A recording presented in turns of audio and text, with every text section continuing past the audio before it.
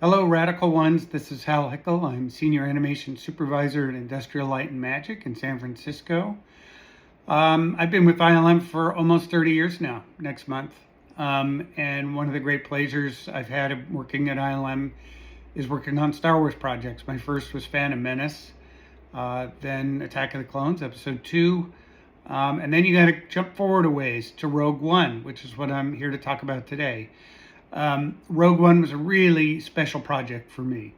It sits right in the sweet spot of the Star Wars timeline for me. I'm of an age where I was 11 years old when the original came out, and or 12, and saw it in '77 in a theater, and that's very much part of my origin story as a visual effects person and animator, and so making a film that's set just moments before what takes place in the Star Wars Episode 4, A New Hope, was really exciting.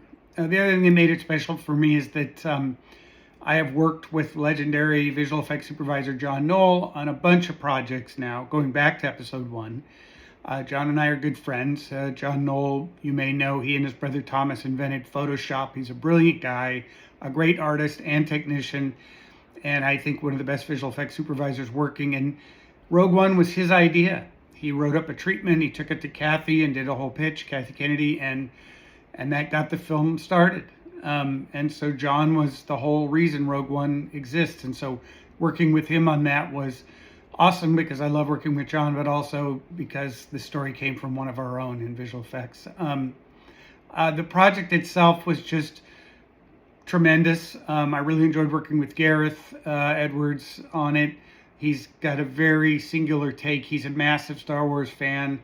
And so that was all great. And then we just had such fun things to do on it. We had an awesome space battle to create in the third act. We had a great character in K2SO to take on, and partnering with Alan Tudyk to create that character was just super, super duper fun. And then we had a few other creatures and odds and ends to animate throughout the show. We had to figure out a new spaceship, the U-Wing, and there were all kinds of really fun creative challenges on it for animators. So that's a movie that's very near and dear to my heart. I think the audience response to it was tremendous. You always, you have to sort of, I think you always have to sort of pick what you're hoping to get out of a project.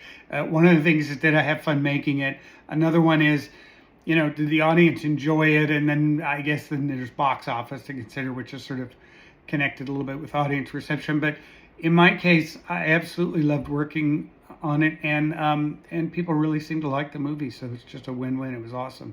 And since then, I've been doing Mandalorian for the last about 8 years now, since 2018, first the series, and now Mandalorian Grogu, which is in theaters as we speak.